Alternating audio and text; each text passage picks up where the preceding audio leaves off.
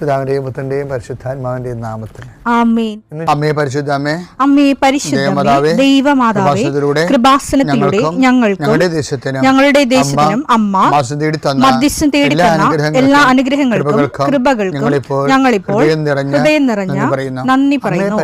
അമ്മേ പരിശുദ്ധമേ, ദൈവമാതാവേ, 2004 ഡിസംബർ 7 ഉച്ചകഴിഞ്ഞ് 2:30 കൃപാസനത്തിൽ സംഭവിച്ച അമ്മയുടെ പ്രത്യക്ഷപ്പെടലിനെക്കുറിച്ച് തിരുസഭയ്ക്ക് സമർപ്പിച്ചിരിക്കുന്ന പഠനരേഖകളുടെ മേൽ സഭാത്മകമായ പഠനം ആരംഭിക്കുവാൻ ഞങ്ങൾ പ്രാർത്ഥിക്കുന്നു.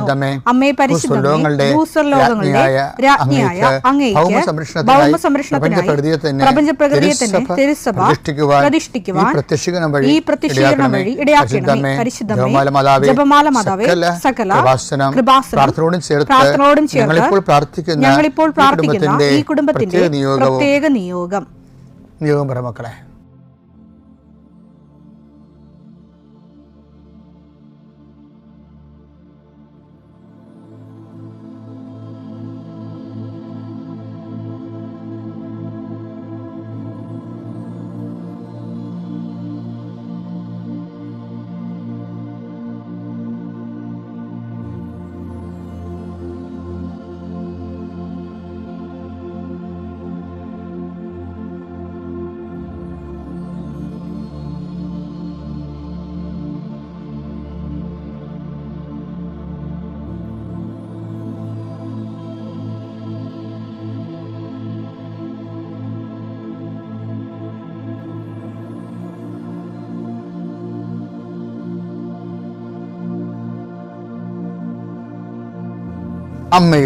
അമ്മയുടെ പ്രത്യക്ഷീകരണത്തിന്റെ ഈ അനുഗ്രഹവേളയിൽ ഞങ്ങൾക്ക് സാധിച്ചു തരുവാൻ കനിയണമേ.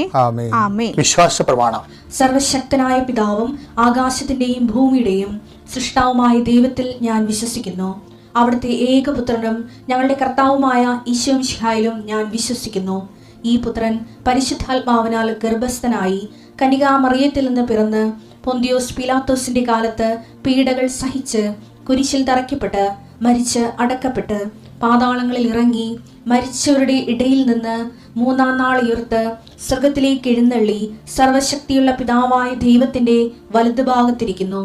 അവിടെ നിന്ന് ജീവിക്കുന്നവരെയും മരിച്ചവരെയും വിധിക്കുവാൻ വരുമെന്നും ഞാൻ വിശ്വസിക്കുന്നു. പരിശുദ്ധാത്മാവിലും ഞാൻ വിശ്വസിക്കുന്നു. വിശുദ്ധ കത്തോലിക്കാ സഭയിലും പുണ്യവാന്മാരുടെ ഐക്യത്തിലും പാപങ്ങളുടെ മോചനത്തിലും ശരീരത്തിന്റെ ഉയർപ്പിലും നിത്യമായ ജീവിതത്തിലും ഞാൻ വിശ്വസിക്കുന്നു. ആമേൻ. ഞങ്ങളുടെ പിതാവേ, അങ്ങയുടെ നാമം പൂജിതമാകണമേ. അങ്ങയുടെ രാജ്യം വരണമേ. അങ്ങയുടെ തിരുമനസ് സ്വർഗത്തിലെ പോലെ ഭൂമിയിലും ആകണമേ. അന്നു വേണ്ടുന്ന ആഹാരം ഇന്ന് ഞങ്ങൾക്ക് തരണമേ. ഞങ്ങളോട് തെറ്റ് ചെയ്യുന്നവരോട് ഞങ്ങൾ ക്ഷമിക്കുന്നത് പോലെ ഞങ്ങളുടെ തെറ്റുകൾ ഞങ്ങളോടും ക്ഷമിക്കണമേ. ഞങ്ങളെ പ്രലോഭനത്തിൽ ഉൾപ്പെടുത്തരുതേ, തിന്മയിൽ ഞങ്ങൾ രക്ഷിക്കണമേ. ആമേൻ. കർത്താവ് അങ്ങയുടെ കൂടെ സ്ത്രീകളിൽ അങ്ങ് അനുഗ്രഹിക്കപ്പെട്ടവളാകുന്നു. അങ്ങയുടെ ഉദരത്തിൻ ഫലമായി ഈശോ അനുഗ്രഹിക്കപ്പെട്ടവനാകുന്നു. പരിശുദ്ധ മറിയമേ, തമ്പുരാന്റെ അമ്മേ, പാപികളായ ഞങ്ങൾക്ക് വേണ്ടി ഇപ്പോഴും ഞങ്ങളുടെ മരണസമയത്തും തമ്പുരാനോട് അപേക്ഷിക്കണമേ. ആമേൻ. കർത്താവേ, നിന്റെ ഉന്നതമായ നാമത്തിന് സ്തോത്രം ചെയ്യുന്നു. കർത്താവേ, നിന്റെ വിശുദ്ധ പൗരോഹിത്യത്തെ മഹത്വപ്പെടുത്തണമേ. കർത്താവ്, ഈ പ്രഭാതത്തിലെ അങ്ങയുടെ മക്കളെ കാത്തു കൊതിച്ചിരിക്കുകയാണ് ഈശോയെ, നിന്റെ വലതുകരത്തിൻ്റെ ഒരാശീർവാദം കിട്ടാൻ വേണ്ടി. കർത്താവ്, ഇന്ന് യാത്രയ്ക്ക് ഒരുങ്ങുന്ന ഓരോ മക്കളുണ്ട്. ഓരോ ഉദ്യമങ്ങളിലൂടെ മനസ്സിൽ വിചാരിച്ചുകൊണ്ട് പോണവരുണ്ട്. ഓരോ ലക്ഷ്യങ്ങൾ മനസ്സിൽ വെച്ച് പോകുന്നവരുണ്ട്. കർത്താവേ, നിന്റെ തിരുമുറുവാർന്ന് ആണിപ്പെടുതാന്ന് വലതുകരം മക്കളുടെ ശിരസ് വെക്കണമേ. അവർ പോകുന്നിടത്തേക്കല്ല, നീ പോകുന്നിടത്തേക്കെല്ലാം ഞാൻ നിൻ്റെ കൂടെ വരുമെന്ന് കർത്താവ് അങ്ങ് പറഞ്ഞിട്ടുണ്ടല്ലോ ഈശോയെ. അങ്ങയുടെ സഞ്ചാര സാന്നിധ്യം അങ്ങയുടെ മക്കളുടെ കൂടെ ഉണ്ടായിരിക്കണമെന്ന് പ്രാർത്ഥിക്കുന്നു. കർത്താവേ, ഉദ്യോഗത്തിൻ്റെ കാര്യത്തിന് വേണ്ടി പോകുന്നവരുണ്ട്, പഠന കാര്യങ്ങൾക്ക് വേണ്ടി പോകുന്നവരുണ്ട്, ജീവിത വ്യാപാരങ്ങൾക്ക് സാമ്പത്തിക കാര്യങ്ങൾക്ക് വേണ്ടി പോകുന്നവരുണ്ട്, ജോലി സംബന്ധമായ കാര്യങ്ങൾക്ക് വേണ്ടി പോകുന്നത് അവരുടെ എല്ലാം കർത്താവിന് തിരുസേന സമർപ്പിക്കുന്നു. ടെസ്റ്റ്, ഇൻ്റർവ്യൂ, പരീക്ഷ, അതുപോലെ തന്നെ ഏജൻസി, ക്രയവിക്രയങ്ങൾ, ജീവിതമാർഗങ്ങൾ, വിദൂരയാത്രകൾ, അങ്ങനെ ബന്ധുത്വം മുറക്ക് പോകുന്ന വിവാഹയാത്രകൾ, ഈശോയെ എവിടെയെല്ലാമൊക്കെ പോകുന്നു അവിടെയെല്ലാം അങ്ങയുടെ മക്കളുടെ കൂടെ നീ ഉണ്ടാകണമെന്ന് പ്രാർത്ഥിക്കുന്നു. ഇന്നത്തെ മുഴുവൻ യാത്രകളിൽ കർത്താവ് നിൻ്റെ കൂടെ ഉണ്ടാവുകയും മാതാവ് നിൻ്റെ വലതുകരം ഗ്രഹിക്കുകയും സഞ്ചാരി മാതാവ് രാത്രി നീ തിരികെ വരുമ്പോൾ നിന്നെ ആരോഗ്യത്തോടെയും സമാധാനത്തോടെയും സുരക്ഷിതമായി ദൈവം നിന്നെ തിരികെ എത്തിക്കുകയും ചെയ്യട്ടെ. നിത്യം പിതാവും പുത്രനും പരിശുദ്ധാത്മാവും സുരക്ഷ നീക്കുവാണ്.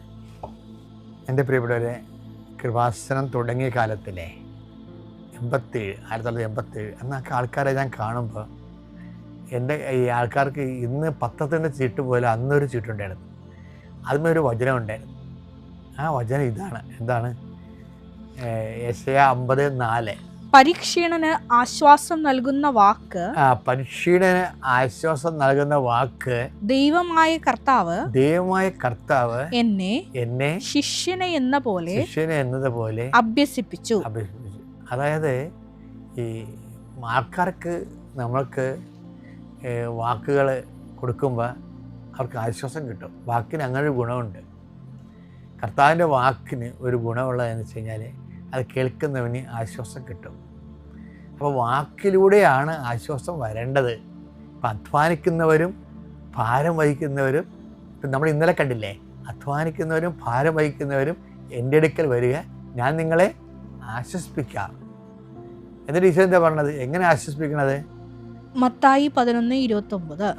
ഞാൻ ശാന്തശീലനും വിനീത ഹൃദയനുമാകയാൽ എന്റെ നുകം വഹിക്കുകയും എന്നിൽ നിന്ന് പഠിക്കുകയും ചെയ്യും, അപ്പോൾ നിങ്ങൾക്ക് ആശ്വാസം ലഭിക്കും. അതാണ് വിഷയം. അല്ല, ആശ്വാസം ഇങ്ങനെ അരക്കല് തൂക്കി തരികയല്ല, അല്ലെങ്കിൽ ഒരു ഗ്ലാസ് ഒഴിച്ചു തരികയല്ല കുടിക്കാൻ വേണ്ടി. എന്നിൽ നിന്ന് പഠിക്കുവേൻ. കർത്താവ് വചനത്തെ മാംസമായ ആളാണ്. ആ വചന മാംസമായ ആള് ഈ ഭൗതികമായ സാഹചര്യത്തിൽ വരുമ്പോൾ എടുക്കുന്ന നിലപാടുകളാണ് ശരിക്കും വചനാധിഷ്ഠിതമായ നിലപാട്. അതാണ് നമുക്ക് ആശ്വാസം തരേണ്ടതെന്നാണ് പറഞ്ഞത്. ആ വചനാധിഷ്ഠിതമായ നിലപാട്, നിങ്ങൾ എന്നിൽ നിന്ന് പഠിക്കുവേൻ, അപ്പോൾ നിങ്ങൾക്ക് ആശ്വാസം ലഭിക്കുമെന്ന് പറയുന്നത്. അപ്പോൾ കർത്താവിൽ നിന്ന് പഠിക്കണതിൻ്റെ ഒന്നാമത്തെ കാര്യം എന്താണ്? ഞാൻ ശാന്തശീലനാണെന്ന്. ഇപ്പം വ്യഗ്രത, ഇപ്പം ഈശ്വര വാക്ക് പറഞ്ഞില്ലേ, ശാന്തശീലർ അനുഗ്രഹരാകുന്നു, അവർ ഭൂമി കൈവശമാക്കും. മത്തായി 5:5. ശാന്തശീലർ ഭാഗ്യവാന്മാർ. ശാന്തശീലരാണെങ്കിൽ അവർ ബ്ലെസ്സഡ് ആണ് എന്നാ പറയണേ. അവർ ഭൂമി അവകാശമാക്കും. അപ്പൊ ഇതിന്റെ ഒരു ഷാഡോ വേർഡ് ഉണ്ടേ. ശാന്തശീലർ ബ്ലെസ്സഡ് ആണ്. അപ്പൊ കർത്താവ് വാക്ക് ഉപയോഗിക്കുമ്പോഴേ ഈ ശാന്തശീലർ എന്ന് പറയുമ്പോൾ, അവർ അനുഗ്രഹമെന്ന് പറയുമ്പോൾ തന്നെ അതിൻ്റെ ഓപ്പോസിറ്റ് വാക്ക് കർത്താവ് ഉപയോഗിക്കുന്നുണ്ട്. എന്താണ്? ശപിക്കപ്പെട്ടവരെ എന്ന് പറയും. അതെന്താണ്? നിങ്ങൾ എന്നിൽ നിന്ന് അകന്നു പോകുവെന്ന് പറയും. അപ്പം അധ്വാനിക്കുന്നവരും ഭാരം വഹിക്കുന്നവരും എൻ്റെ അടുക്ക് വരിക പറയുന്നതും കർത്താവാണ്. ശപിക്കപ്പെട്ടവരെ അകന്നു പോകാൻ പറയുന്നതും കർത്താവാണ്. അപ്പം അടുത്ത് പറയണത് എന്താണ്? ശാന്തശീലർ അനുഗ്രഹരാകുന്നു എന്ന് പറയും. എന്താ കാര്യം? ശാന്തശീലർ ഭൂമി കൈവശമാക്കും.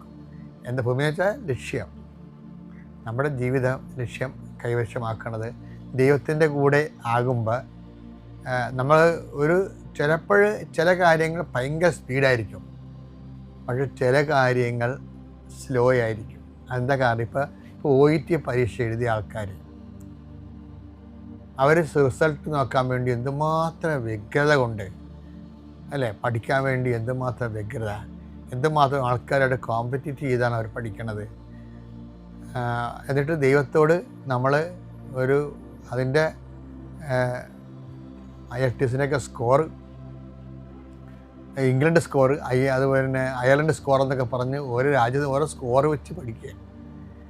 പക്ഷേ ഇപ്പോൾ ഈ IELTS OET ചിലത് വെറുതെ ഇനാക്റ്റീവായിട്ടിരിക്കുക. ഇനി ആ രാജ്യങ്ങളൊക്കെ രണ്ടാമത് ആൾക്കാരെടുക്കാൻ തുടങ്ങണം. അപ്പം ദൈവത്തിന് ഇത് അറിയാവുന്ന കാരണം ദൈവം ഒരു 3 മാസം മുമ്പ് തന്നെ IELTS ഈ രാജ്യത്തിൻ്റെ വാതിലിനെ അടക്കാൻ പോകുന്ന ദൈവത്തിന് അറിയാവില്ല. അപ്പം ദൈവം ചിലപ്പോൾ അത് തരത്തില്ല നമുക്ക്. അപ്പം ആ ഒരു സ്ലോ ഡൗൺ ഉണ്ടാകും. അപ്പം നമ്മളെന്ത് ചെയ്യണം? തന്നില്ലെന്ന് പറഞ്ഞ് വ്യഗ്രതരായി ദൈവത്തിനെ കുറ്റം പറഞ്ഞ് ചിലപ്പോൾ അതുപോലെ തന്നെ നമ്മൾ പ്രാർത്ഥനയും കുറച്ച് ഈ ഒരു ഇഡിയറ്റായിട്ട് നമ്മൾ ദൈവദൃശ്യനെ പെരുമാറും. അതാണ് ഈശോ പറഞ്ഞത്, ശാന്തശീലർ അനുഗ്രഹരാകുന്നു. അപ്പം ദൈവികമായ പദ്ധതി നോക്കിപ്പാർത്തിരിക്കാനും ആവശ്യമില്ലാത്ത വ്യഗ്രത ഒന്നിനതും കാണിക്കാതിരിക്കാനും എന്നിൽ നിന്ന് അത് പഠിക്കേണ്ട വിഷയമാണെന്ന് ഈശോ പറയണത്. പഠിക്കണം എന്ന് പറയുമ്പോൾ അത് ഒരു പ്രോസസ്സാണത്, പ്രക്രിയയാണ്. അപ്പം അതിൻ്റെ അകത്തൊരു കുറച്ച് കാര്യങ്ങൾ മനസ്സിലാക്കിയിട്ട് ഏറ്റവും നല്ലത് അമ്മയായിരുന്നു. അമ്മ എല്ലാം ഹൃദയത്തിൽ സംഗ്രഹിക്കുമായിരുന്നു. 33 കൊല്ലം കഴിഞ്ഞിട്ടല്ലേ, അല്ല 30 കൊല്ലം കഴിഞ്ഞിട്ടല്ലേ ഈശോയിലെ ദൈവികമായ പദ്ധതി പ്രകടിപ്പിക്കപ്പെട്ടത്. ആ 30 കൊല്ലം എന്ന് പറയണത് അമ്മയുടെ ശാന്തശീലത ആണ്. ആ ശാന്തശീലതയാണ് ഹൃദയത്തിൽ സംഗ്രഹിച്ച് എല്ലാ പ്രതികൂലങ്ങളെയും ദൈവത്തിൻ്റെ വചനത്തിൽ വിശ്വസിച്ച് അമ്മ കാത്തിരുന്ന് 30ാമത്തെ വയസ്സിലാണ് യേശു സ്വയം പ്രകാശിതനാകണത്. അതും അങ്ങനെ കാത്തിരുന്നത് കൊണ്ടാണ് അമ്മയോട് പറഞ്ഞത്, നീ 30 കൊല്ലം കാത്തിരുന്നില്ലേ നിൻ്റെ ഈശോയുടെ ദൈവികമായ ദൗത്യം കാണാൻ, അതുകൊണ്ട് താക്കോല് നിൻ്റെ കയ്യിരിക്കട്ടെ, നീ തന്നെ അവൻ്റെ ദിവ്യപ്രകാശം മനുഷ്യനെ വെളിപ്പെടുത്തി കൊടുക്കൂ എന്നും പറഞ്ഞ് കാനായിലെ കല്യാണത്തിൽ കർത്താവിൻ്റെ ദിവ്യപ്രകാശം മഹത്വത്തെ തെളിയിക്കാൻ മറിയത്തിന് മഹത്വത്തിന് താക്കോലാകുന്നത് അങ്ങനെയാണ്. ശാന്തശീലർ മറിയത്തെപ്പോലെ അനുഗ്രഹരാകുന്നു, അവർ ഭൂമി കൈവശമാക്കും. ജില്ലയിൽ നിന്ന് വരുന്നു. ഞാൻ 2022 ജനുവരി 27 ഇവിടെ വന്ന് ഉടമ്പടി എടുക്കുന്നത്. എൻ്റെ ഭർത്താവിൻ്റെ ഒപ്പമാണ് ഞാൻ വന്നത്. എൻ്റെ ഭർത്താവിന് മലബാർ ഗോൾഡിലായിരുന്നു ജോലി. കൊറോണേൻ്റെ സമയത്ത് ജോലി നഷ്ടപ്പെടുകയും ഭർത്താവിനും ഞങ്ങൾക്കൊക്കെ കൊറോണ വരികയും ചെയ്തു. അതുമൂലം ഞങ്ങൾക്ക് ഒത്തിരി കടബാധ്യതകളുണ്ടായിരുന്നു. അപ്പോൾ ഈ ജോലിയിലൂടെയായിരുന്നു ഞങ്ങൾ ആ കടബാധ്യതകളൊക്കെ വീട്ടിക്കൊണ്ടിരുന്നത്. പക്ഷേ കൊറോണ വന്ന പിന്നെ സാലറിയൊക്കെ വെട്ടിക്കുറച്ചു. അപ്പം ഞങ്ങൾക്ക് ജോലിയിലേക്ക് ചേട്ടായിക്ക് അങ്ങോട്ട് പോകാൻ പറ്റാത്ത അവസ്ഥയിലേക്ക് വന്നു. അങ്ങനെ ഞങ്ങൾ ഇസ്രായേലിൽ പോകാമെന്ന തീരുമാനം എടുത്തു. ഇസ്രായേലിൽ പോകാമെന്നുള്ള തീരുമാനം എടുത്ത സമയത്താണ് ഇവിടെ ഓൺലൈനിലാണ് ഉടമ്പടി നടക്കുന്നത്. അപ്പം ഞാൻ ഓൺലൈനിൽ ഉടമ്പടി എടുത്തു. ഞാൻ അവിടുന്ന് പച്ചത്തിരിയും നീലത്തിരിയും സ്വന്തം മേടിച്ച് അച്ഛനെ കൊണ്ട് വെഞ്ചിരിപ്പിച്ച് പ്രാർത്ഥിക്കാൻ തുടങ്ങി. പ്രാർത്ഥിച്ച് തുടങ്ങി കുറേ കഴിഞ്ഞപ്പോഴത്തേനും ചേട്ടായിക്ക് തടസ്സങ്ങളാണിതിൽ. 14 ലക്ഷം രൂപയ്ക്ക് 6 മാസം കൊണ്ട് പോകാമെന്ന് പറഞ്ഞത് 6 മാസം കൊണ്ട് പോകുന്നില്ല, 8 മാസം കൊണ്ട് പോകാൻ പറ്റുന്നില്ല, ഒത്തിരി തടസ്സങ്ങൾ. അങ്ങനെ ചേട്ടായിക്കും ദേഷ്യം പിടിച്ച് ഞാൻ എന്നോട് വഴക്കുണ്ടാക്കി, തിരിയെല്ലാം വലിച്ചെറിഞ്ഞ് പ്രാർത്ഥനയൊക്കെ കീറിക്കളഞ്ഞു. അങ്ങനെ ഒത്തിരി ഞാൻ വിഷമിച്ചു. എങ്കിലും ഞാൻ മാതാവിൽ കൈവിട്ടില്ല. അങ്ങനെ ഞാൻ ചേട്ടായനോട് സമ്മതത്തോടെ നമുക്ക് പോവാം, നമ്മൾ രക്ഷപ്പെടും എന്നുള്ള പ്രതീക്ഷയിൽ ഞാൻ ജനുവരി 27, 2022 ഇവിടെ വന്ന് ഉടമ്പടി എടുത്തു. അതേ നിയോഗം വെച്ച് തന്നെ ഞാൻ മാതാവിനോട് പ്രാർത്ഥിച്ചു, എൻ്റെ മാതാവേ എന്നെ കൈവിടല്ലേ, ഞങ്ങൾക്ക് വേറെ ഒരു വഴിയില്ല. അങ്ങനെ ഞങ്ങളിവിടെ വന്ന് ഉടമ്പടി എടുത്തു. 90 ദിവസം ചേട്ടായും എൻ്റെ കൂടെ പ്രാർത്ഥിക്കാനൊക്കെ കൂടി. പിന്നെയും കിട്ടില്ല എന്നറിഞ്ഞപ്പോൾ ആ വിശ്വാസം കുറഞ്ഞു വന്നു. എങ്കിലും ഞാൻ തളർന്നില്ല. ഞാൻ മാതാവിനോട് പ്രാർത്ഥിച്ചുകൊണ്ടിരുന്നു, മാതാവേ കൈവിടല്ലേ. ഒത്തിരി പ്രതിസന്ധികൾ വന്നപ്പോഴും ഞാൻ മാതാവിൽ മുറുകെ പിടിച്ചുകൊണ്ടിരുന്നു, മാതാവേ എന്നെ കൈവിടല്ലേ. അങ്ങനെ ഒന്ന് പുതുക്കി. എന്നിട്ടും കിട്ടാതെ ആകുമ്പോൾ ഞാൻ പറഞ്ഞു, ചേട്ടായി മാതാവിൽ ചേട്ടായും വിശ്വസിക്കുക, എന്നാലേ എനിക്ക് തോന്നുന്നുള്ളൂ നമുക്ക് മാതാവ് അനുഗ്രഹം തരുകയുള്ളൂ എന്ന്. അങ്ങനെ രണ്ടാമത് പുതുക്കിയപ്പോൾ ചേട്ടായി വലിയ വിശ്വാസമൊന്നും കൂടാതെ എൻ്റെ കൂടെ വന്നു. പിന്നെ ജപമാല റാലി ആയപ്പോഴത്തേനും ചേട്ടായി എൻ്റെ ഒപ്പം വിശ്വസിക്കാനും പ്രാർത്ഥിക്കാനും പള്ളിയിൽ പോകാനും തുടങ്ങി. അങ്ങനെ ഞങ്ങൾ ജപമാല റാലിയിൽ ഞാനും ചേട്ടായും ജപമാല ചൊല്ലി, ജപമാല റാലി മൊത്തം ഫുൾ ജപമാല ചൊല്ലിക്കൊണ്ട് നിർത്താണ്ട് ഞങ്ങൾ ചൊല്ലിക്കൊണ്ട് തന്നെ ജപമാല റാലി കംപ്ലീറ്റ് ആക്കി. ഞങ്ങൾ ഇവിടെ വീട്ടിൽ വന്നപ്പോഴത്തേക്കും ഞങ്ങൾക്ക് ഓരോ പ്രോസസ്സിങ്ങും നടക്കാൻ തുടങ്ങി.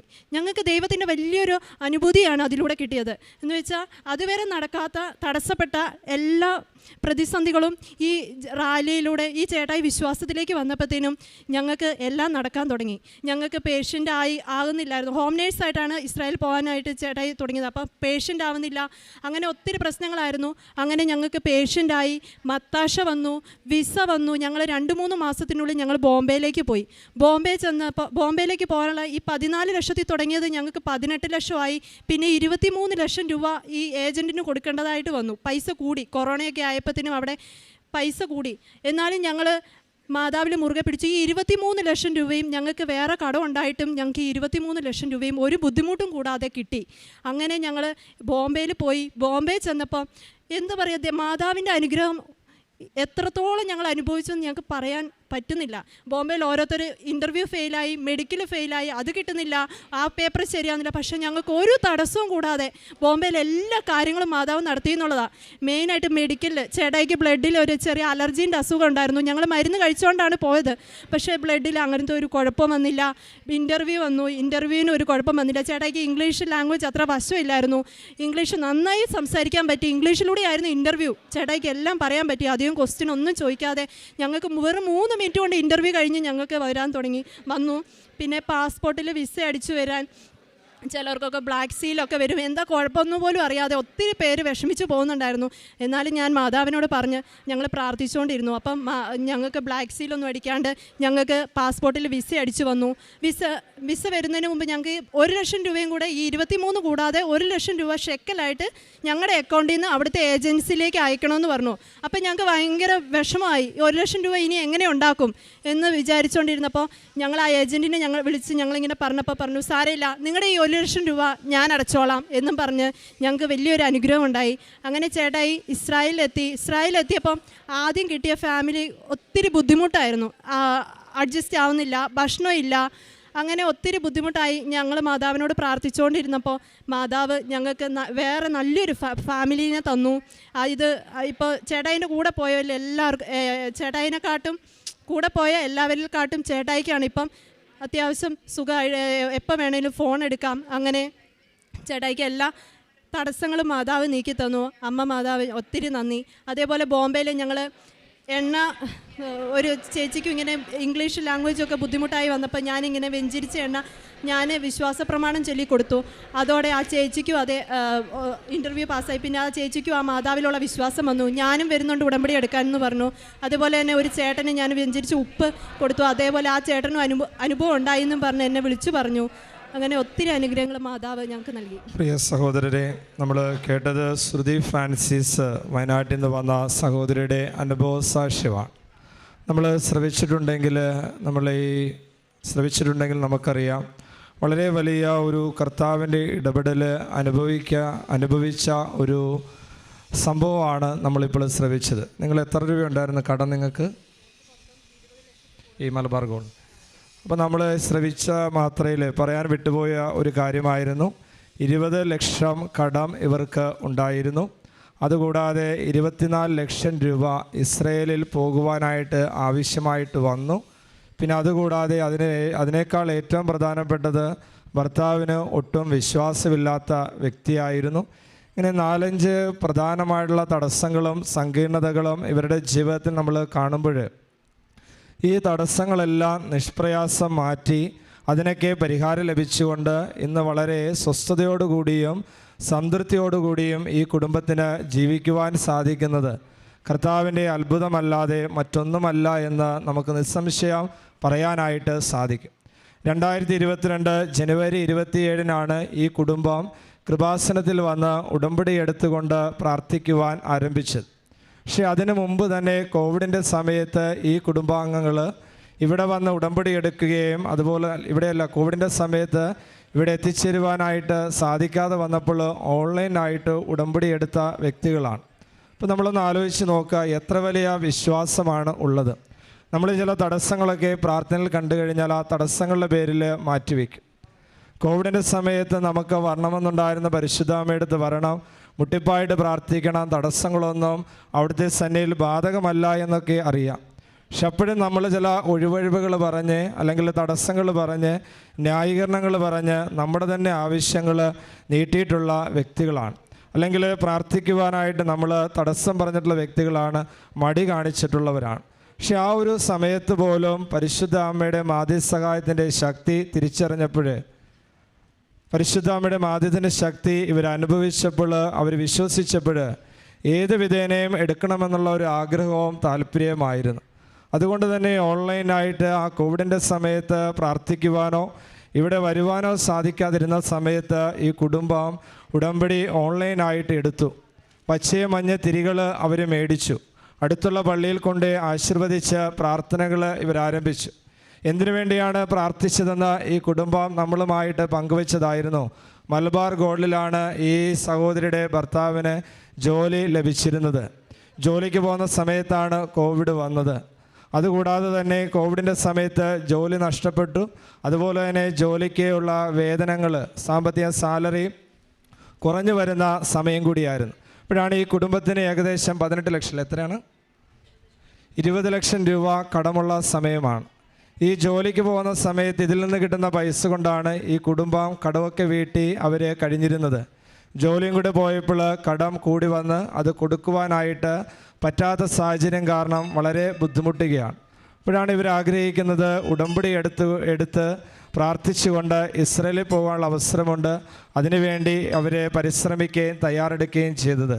പക്ഷേ ആ സമയത്ത് ഇവർ ഉടമ്പടി എടുത്തുകൊണ്ട് ഇസ്രയേലിൽ പോകുവാനായിട്ടുള്ള പരിശ്രമങ്ങൾ ചെയ്തപ്പോൾ എന്തെന്നില്ലാത്ത തടസ്സങ്ങളാണ് ഇവർക്ക് നേരിടേണ്ടി വന്നത്. 3 മാസം നോക്കിയ പറ്റിയില്ല, 6 മാസമായിട്ട് പറ്റുന്നില്ല. അതുപോലെ തന്നെ 14 ലക്ഷം കൊടുത്തുകൊണ്ട് പോകാൻ നോക്കി പറ്റുന്നില്ല. അത് 18 ലക്ഷമാക്കി കൂട്ടിയിട്ടും അവർക്ക് പോകാൻ പറ്റുന്നില്ല. തടസ്സങ്ങൾ കൂടി വന്നപ്പോൾ ഭർത്താവിന് ഇതിലുള്ള വിശ്വാസം നഷ്ടപ്പെട്ടു എന്നാണ് പറയുന്നത്. ഭർത്താവിന് തടസ്സങ്ങൾ കൂടിയപ്പോൾ നഷ്ടപ്പെട്ടു. അതെല്ലാം വലിച്ചു കയറി പ്രാർത്ഥനയുടെ ബുക്കുകളും മറ്റും വലിച്ചെറിഞ്ഞെന്നാണ് ഈ സഹോദരി പറഞ്ഞത്. ഇപ്പോൾ ഭർത്താവ് പ്രാർത്ഥിക്കുവാനായിട്ട് ഈ തടസ്സം നിന്നപ്പോൾ പ്രാർത്ഥിക്കേണ്ടെന്ന് പറഞ്ഞപ്പോഴും ഈ സഹോദരി പ്രാർത്ഥനയിൽ ഉറച്ചു നിന്നുകൊണ്ട് പരിശുദ്ധ അമ്മയിൽ ആശ്രയിക്കുകയാണ്. ജീവിത പങ്കാളി പ്രേരിപ്പിച്ചപ്പോഴും അതുപോലെ വേണ്ടാന്ന് വെച്ചപ്പോഴും ഈ സഹോദരി പ്രാർത്ഥനയിൽ ഉറച്ചു നിന്നു. പരിശുദ്ധ അമ്മ മാറ്റിത്തരും. ആര് എന്ത് വേണമെങ്കിലും പറഞ്ഞുകൊള്ളട്ടെ, ആര് വേണ്ടെന്ന് പറഞ്ഞുകൊള്ളട്ടെ, പ്രാർത്ഥിക്കേണ്ടെന്ന് ആവശ്യപ്പെട്ടിട്ടുള്ളൂ, എനിക്ക് പരിശുദ്ധ അമ്മയുള്ള വിശ്വാസം അധികമാണ് എന്ന് പറഞ്ഞുകൊണ്ട് വീണ്ടും ആ ഉടമ്പടിയിൽ നിന്ന് പ്രാർത്ഥിച്ചു. അതുമാത്രമല്ല 2022 ഇവിടെ വന്ന് ജനുവരി 27 അത് വീണ്ടും പുതുക്കിയപ്പോഴും ഇവരുടെ നിയോഗം ഇതുതന്നെയായിരുന്നു. പയ്യെ ഭർത്താവ് വിശ്വാസത്തിലേക്ക് വന്നു. 22 ഒക്ടോബർ ഇവിടെ നിന്ന ജപമാല റാലിയിൽ പങ്കുചേർന്നു. ഭർത്താവും ആ ജപമാല റാലിയിൽ വന്ന് പങ്കുചേർന്നു.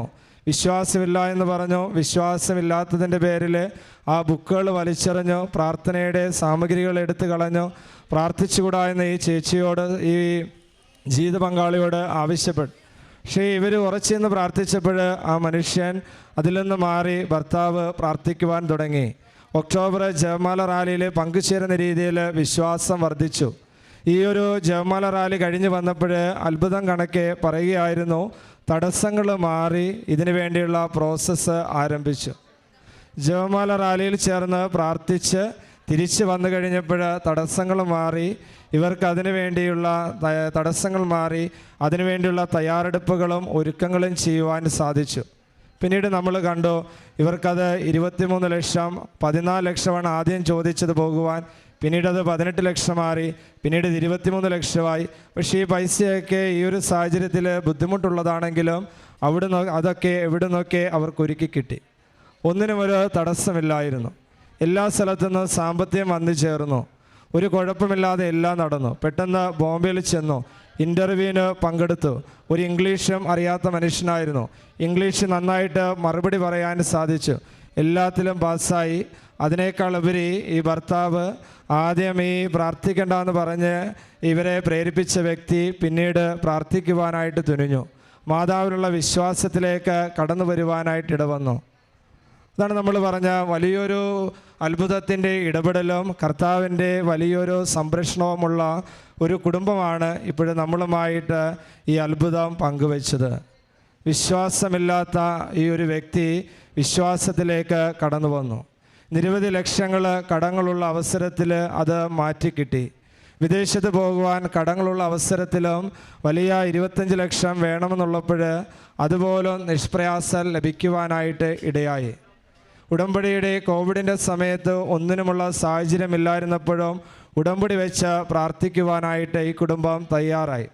അതുപോലെ തന്നെ കൂട്ടത്തിൽ ഭർത്താവ് പ്രാർത്ഥിക്കേണ്ട എന്ന് ആവശ്യപ്പെട്ടപ്പോൾ വിശ്വാസം കെട്ടുപോയപ്പോഴും അതിലൊന്നും തളർന്നു പോകാതെ നിരാശപ്പെടാതെ പ്രാർത്ഥിക്കുവാൻ ഈ സഹോദരി തയ്യാറായി.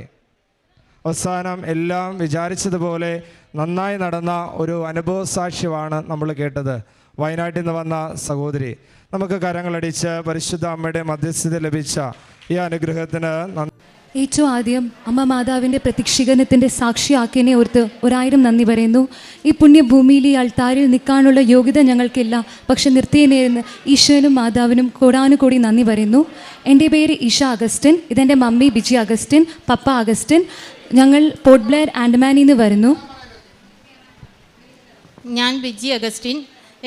ഞാൻ 2019 കൃപാസനത്തെ പറ്റി അറിയുന്നത്. എൻ്റെ ആൻറ്റി മുഖേനയാണ് ഞാൻ അറിയുന്നത്. അന്ന് എനിക്കൊരു പത്രം കിട്ടി, പക്ഷേ ഞാൻ അതേപ്പറ്റി അധികം വിശ്വാസം വരുമോ ആ പത്രം വായിക്കുകയോ ഒന്നും ചെയ്തില്ല. അങ്ങനെ ആ പത്രം ഞാൻ എവിടെയോ ഇട്ട് കളഞ്ഞു. അങ്ങനെ 2020 ഞാൻ ആൻഡമാൻ നിക്കോബാറിൽ ജീവിപ്പന്ത് ഹോസ്പിറ്റലിൽ നേഴ്സായിട്ട് ജോലി ചെയ്യുവാണ് കോൺട്രാക്റ്റിൽ. അപ്പോൾ ഞങ്ങളുടെ ജോബിൽ അന്നേരം വന്ന ഒരു ഓഫീസർ കുച്ച് പ്രോബ്ലം ക്രിയേറ്റ് ചെയ്തു. അപ്പോഴത്തേക്കും ഞങ്ങളുടെ ജോലി പോകുന്ന ഒരവസ്ഥ വന്നു. അപ്പോൾ എൻ്റെ മമ്മി പറഞ്ഞു, നീ ഒന്ന് പ്രാർത്ഥിക്കുക, ആൻറ്റിയുടെ മോൻ പ്രാർത്ഥിച്ചിട്ട് അവന് ജോലി കിട്ടി, നീ ഒന്ന് കൃപാസന മാതാവിനോട് പ്രാർത്ഥിക്കാൻ പറഞ്ഞു. അപ്പോൾ ഞാൻ 41 ദിവസം റോസറി ചൊല്ലി, കൃപാസന മാതാവിൻ്റെ മധ്യസ്ഥത്തിൽ റോസറി ചൊല്ലി ഞാൻ പ്രാർത്ഥിച്ചു. ഞങ്ങൾക്ക് കോർട്ടിൽ നിന്ന് സ്റ്റേ ഓർഡറൊക്കെ കിട്ടി, ജോലി കണ്ടിന്യൂ ചെയ്യാനുള്ള ഓർഡർ ആയി. അതുപോലെ 2020 തന്നെ എൻ്റെ മോൾ MBBS പഠിക്കാനായിട്ട് അഡ്മിഷൻ കിട്ടി. അപ്പോഴൊക്കെയും ഞങ്ങൾ കൃപാസനത്തിൻ്റെ ഉടമ്പടിയെ പറ്റിയോ അതൊന്നും ഞങ്ങൾ അതേപ്പറ്റി ഡീറ്റെയിൽ ആയിട്ടൊന്നും അന്വേഷിക്കുകയോ അറിയുകയോ ഒന്നും ചെയ്തില്ല. അപ്പോൾ ഒരു പ്രാവശ്യം ഞാൻ യൂട്യൂബിൽ ഇങ്ങനെ എല്ലാ ടോക്കുകൾ, ബാക്കിയുള്ള അച്ഛന്മാരുടെയൊക്കെ ടോക്കുകളൊക്കെ കേൾക്കുകയും പ്രാർത്ഥിക്കുകയും ഒക്കെ ചെയ്യുന്ന ചെറുതിലേ തൊട്ടേ ഞാൻ പ്രാർത്ഥിക്കുന്ന ഞങ്ങളുടെ കുടുംബമായിരുന്നു. ഞങ്ങളുടെ മമ്മി എപ്പോഴും ഞങ്ങളെ പള്ളിയിൽ കൊണ്ടുപോകും, പ്രാർത്ഥിപ്പിക്കും. അങ്ങനെ ഞങ്ങൾ എപ്പോഴും മാതാവിനോടും ഈശോയോടും പ്രാർത്ഥിക്കുന്ന ഒരു കുടുംബമായിരുന്നു. അപ്പോൾ ഞാനിങ്ങനെ യൂട്യൂബിൽ ഓരോ പ്രാർത്ഥനകളൊക്കെ കേട്ട് പ്രാർത്ഥിക്കുമായിരുന്നു. അപ്പോൾ അച്ഛൻ്റെ ഒരു ടോക്ക് കേൾക്കാനിടയായി. ആ ടോക്ക് കേൾക്കുമ്പം എനിക്ക് അച്ഛൻ്റെ സൗണ്ടോ അച്ഛൻ്റെ ഇതൊന്നും എനിക്ക് ഇഷ്ടപ്പെട്ടില്ല, സോറി അച്ഛാ. പിന്നെ അത് കഴിഞ്ഞ് ഞാൻ കേട്ടത് അച്ഛൻ്റെ ഒരു ട്രോള്, അച്ഛൻ അങ്ങനെയാ. അത് കഴിഞ്ഞ് ഞാൻ കൃപാസനത്തിൻ്റെ മാതാവിനെ പറ്റി പ്രാർത്ഥിക്കാൻ ഞാൻ എപ്പോഴും നിത്യസഹായ മാതാവിനോട് പ്രാർത്ഥിക്കുമായിരുന്നു. അങ്ങനെ പ്രാർത്ഥിച്ചുകൊണ്ടിരിക്കുമ്പോൾ 2020 എൻ്റെ മകൾക്ക് MBBS അഡ്മിഷൻ കിട്ടി ആൻഡമാൻ നിക്കോബാർ മെഡിക്കൽ കോളേജിൽ. കിട്ടിക്കഴിഞ്ഞ് ഇവർക്ക് 2021 ക്ലാസ് സ്റ്റാർട്ടാകുന്നത്. അതിന് കോവിഡിൻ്റെ സെക്കൻഡ് ഫേസ് സ്റ്റാർട്ടായി. അപ്പോൾ ഇവർക്ക് ഓൺലൈൻ ക്ലാസ്സസ് തുടങ്ങി. അത് കഴിഞ്ഞ് ആ സമയത്തൊന്നും ഇവൾ ശരിക്കും ഓൺലൈൻ ക്ലാസ്സസിൽ ശരിക്കും അറ്റൻഡ് ചെയ്യാതെയും പഠിക്കാതെയും പെട്ടെന്ന് തന്നെ ഫസ്റ്റ് ഇയറിൻ്റെ എക്സാം വന്നു. ഇവർക്ക് ഒരു സബ്ജക്റ്റ് മാത്രം ക്ലിയർ ആയുള്ളൂ, ബാക്കി സബ്ജക്റ്റ് ഫെയിലായി. അപ്പോൾ ഇവരുടെ കൂടെയുള്ള 52 പിള്ളേർ ഫെയിലായി. അപ്പോൾ ഞങ്ങൾ ഓർക്കുന്നതെന്ന് വെച്ചാൽ ഇവൾ അക്കാഡമിക് ഇതിൽ ഒരിക്കലും ഒരു വീക്കായിട്ടുള്ള സ്റ്റുഡൻ്റ് അല്ലായിരുന്നു. അപ്പോൾ നമുക്കൊരു പേടിയില്ല. ഞങ്ങൾക്ക് ഇവളെ പറ്റി ഒരു അഹങ്കാരം, ഒരു ഗർവമായിരുന്നു എല്ലാവരുടെയും മുമ്പിൽ. ഇവള് നല്ലൊരു സ്റ്റുഡൻ്റ് ആയിരുന്നു, എല്ലാ കാര്യത്തിലും മുമ്പിലായിരുന്നു. അങ്ങനെ ഒരു ഭയങ്കര ഒരു അഹങ്കാരം ഞങ്ങളുടെ മനസ്സിൽ രണ്ടുപേരുടെയും, പപ്പയുടെയും മമ്മിയുടെയും, ഞങ്ങളുടെ രണ്ടുപേരുടെയും മനസ്സിലുണ്ടായിരുന്നു. അപ്പോൾ തോറ്റപ്പോഴും ഞങ്ങൾക്ക് ഞങ്ങൾ ആരോടും അങ്ങനെ ആരോടൊന്നും പറഞ്ഞില്ല. നെക്സ്റ്റ് സപ്ലിയിൽ അവൾ എഴുതിയെടുത്തോളും, അവൾക്ക് ആദ്യത്തെ പഠിക്കാൻ സമയം കിട്ടാത്തതുകൊണ്ടാണ്. അപ്പോൾ ഞങ്ങൾ സപ്ലി എഴുതി. പിന്നെ അവൾ പ്രാർത്ഥിച്ചു. ഞങ്ങൾ പ്രാർത്ഥിക്കും, പള്ളിയിൽ പോകും, എല്ലാം ചെയ്യും. കൃപാസന മാതാവിനോട് പ്രാർത്ഥിക്കുന്നില്ലായിരുന്നു. എന്നിട്ട് പിന്നെ ഇവളെ എഴുതി. പിന്നെയും അവൾ ആ സബ്ജക്റ്റ് എല്ലാം പോയി തോറ്റു. 2 സബ്ജക്റ്റായിരുന്നു പാസ്സാകാനുള്ളത്, തോറ്റു. അപ്പോൾ പിന്നെ ഞങ്ങൾക്ക് വിഷമമായി. ഇവൾ ഒരു വർഷം ബാക്കായി. സപ്ലിയിൽ പാസ്സായില്ലെങ്കിൽ അവൾ ആ വർഷം ബാക്കായി, ഒരു വർഷം അവളുടെ പോയി. പിന്നെ അവൾ പറഞ്ഞു, ഇല്ല മമ്മി ഞാൻ എഴുതിയെടുത്തോളാം. അവൾക്ക് അവളുടേതായ കഴിവിൽ അവൾക്ക് പിന്നെയും ഒരു വിശ്വാസമായിരുന്നു. ഒരിക്കലും ഒരു 0 മെറിറ്റിലേക്ക് ഞങ്ങൾ വന്നില്ല, വിശ്വാസമായിരുന്നു. ഇല്ല മമ്മി നെക്സ്റ്റ് ടൈം ഞാൻ എഴുതിയെടുക്കും. അങ്ങനെ പറഞ്ഞ് അവൾ 3rd പരീക്ഷ എഴുതാനായി പോയപ്പോൾ എൻ്റെ അനിയത്തി എനിക്കൊരു സാക്ഷ്യം ഇട്ടു തന്നു. ഒരു നായർ ഫാമിലിയിൽ അവൻ്റെ പപ്പ വന്ന് ഇവിടെ നിന്ന് സാക്ഷ്യം പറയുന്നു. അവൻ്റെ മകൾ MBBS പഠിക്കാൻ ബുദ്ധിമുട്ടായിരുന്നു, ലാംഗ്വേജ് പ്രോബ്ലം. അപ്പോൾ പപ്പ വന്ന് ഉടമ്പടി എടുത്ത് പ്രാർത്ഥിച്ചതിൻ്റെ ഫലമായി ആ മകൾ മുന്നോട്ട് പഠിക്കാനുള്ള അവസരം കിട്ടുന്നു. അപ്പോൾ ഞങ്ങൾക്ക് ഇച്ചിരിയൊക്കെ വിശ്വാസം തുടങ്ങി.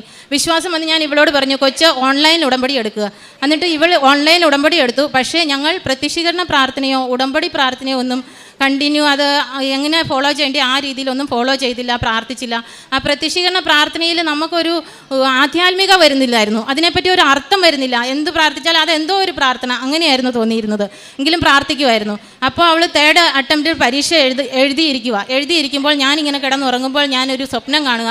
ഞാൻ ഇവിടെ വരുന്നു, ഇവിടെ വന്നിട്ട് ഞാൻ മാതാവിൻ്റെ ഫോട്ടോ കാണുന്നു. ഫോട്ടോയിൽ നിന്ന് മാതാവിനെ ഇത് നോക്കാതെ ഞാൻ അങ്ങോട്ട് മുന്നോട്ട് പോകുന്നു. അപ്പോൾ തന്നെ പിന്നെ ഞാൻ തിരിഞ്ഞു നോക്കുമ്പോൾ മാതാവ് എന്നെ നോക്കുമ്പോൾ ഞാൻ പെട്ടെന്ന് പോയി മാതാവിൻ്റെ അടുത്ത് പോയി നിന്ന് പൊട്ടിക്കരയുക. ഞാൻ എഴുന്നേറ്റ് ചെന്ന് കൊച്ചിനോട് ചെന്ന് ചോദിച്ചു, മോളെ റിസൾട്ട് വന്നോ? നെയ് മമ്മി നെയ് ആയ പോലെ तू हम पूछा, फिर हम कुछ बोला नहीं, क्या हुआ मम्मी पूछा. ഞാൻ പറഞ്ഞു ഒന്നുമില്ല മോനെ, കുച്ച് നെയ്യേ കരക്കെ പോലി.